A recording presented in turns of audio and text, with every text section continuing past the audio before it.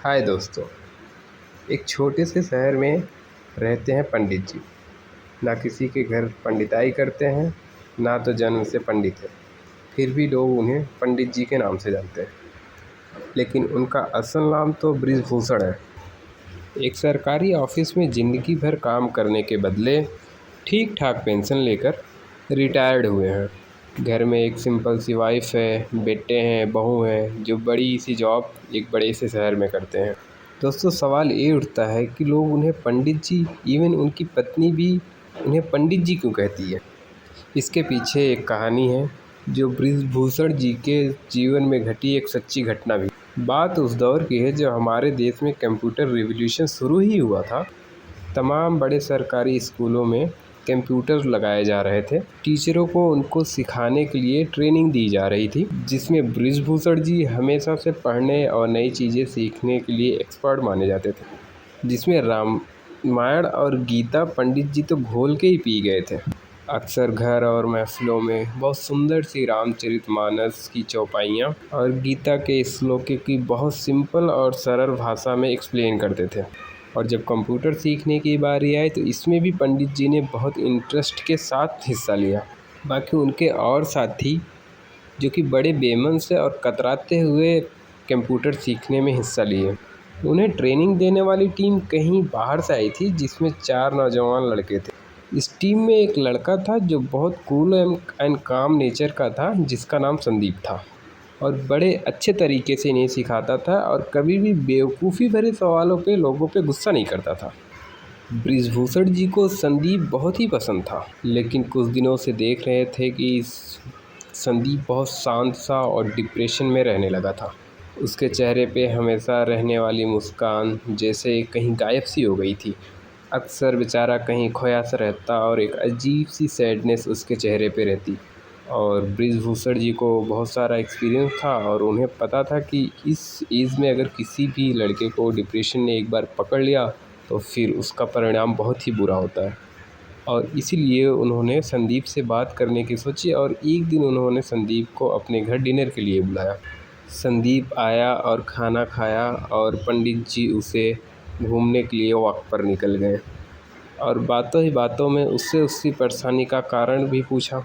कुछ टाइम तक तो टालता रहा, लेकिन उसके बाद उसने अपनी परेशानी का कारण बताया।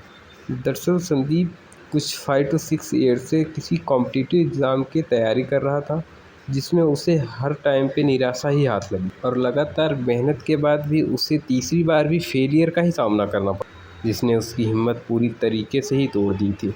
उसे लगने लगा था कि ज़िंदगी के 5 साल उसके यूं ही वेस्ट चले गए और अब उसका कोई फ्यूचर नहीं होगा। इतनी बार मिले फेलियर से उसे चौथे और आखिरी मौक़ों के लिए भी अंदर से तोड़ दिया था। इस वजह से वो आगे के एग्ज़ाम की तैयारी नहीं करना चाहता था और कहीं न कहीं अपने फेलियर के लिए खुद को ही गिल्टी मान रहा था कि शायद उसकी मेहनत में ही कहीं कमी रह गई। ये सब सुनकर पंडित जी ने तुरंत संदीप को श्री कृष्ण द्वारा सुनाए गए एक श्लोक को सुनाते हैं। कर्मण्येवाधिकारस्ते मा फलेषु कदाचन मा कर्मफल हेतुर्भुर्मा ते संगोऽस्त्व कर्मणि। जानते हो संदीप? जानते हो संदीप, इसका मतलब, इसका मीनिंग क्या है? ये श्लोक भगवद गीता के दूसरे श्लोक का 47वां श्लोक है। जब अर्जुन रणभूमि पर अपने सगे संबंधियों को देखकर युद्ध छोड़ देना चाहते हैं, तभी भगवान उसे गीता का उपदेश देते हैं और गीता का ये श्लोक तो गीता की संपूर्ण समरी जैसा है। इसका अर्थ अगर समझ लिया जाए तो जीवन की सारी परेशानियां दूर हो जाएं। संदीप ने पूछा, आखिर क्या है इस श्लोक का अर्थ और इसमें ऐसा क्या है जो इसे आप हर परेशानी का सल्यूशन बता रहे हैं? बृजभूषण जी बोलते हैं कि इसका अर्थ है, हे अर्जुन, तेरा अधिकार कर्म करने में है, उसके फल में नहीं। तू कर्म के फल के प्रति आसक्त ना हो या कर्म ना करने के प्रति प्रेरित हो।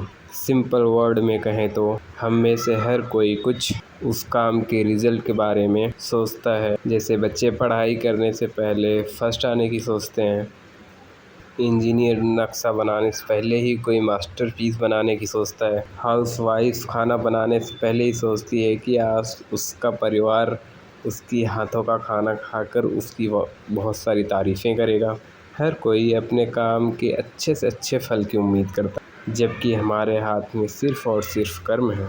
उसका रिज़ल्ट क्या मिलेगा, कैसा मिलेगा, कैसे मिलेगा, इस पर ना तो हमारा कोई कंट्रोल है ना राइट। संदीप बोला, अगर हम अपने काम के प्रति इच्छा ही नहीं जाहिर करेंगे तो फिर उसका मोटिवेशन कैसे आएगा? ऐसे तो हम कोई भी काम सिर्फ टाइम पास के लिए करेंगे। बृजभूषण जी बोलते हैं, इसका ये मतलब है नहीं है कि हम कोई भी काम करने में अपने एफर्ट में कमी करें। इसका मतलब हम ये समझ लें कि हमारे कंट्रोल में सिर्फ हमारा काम है।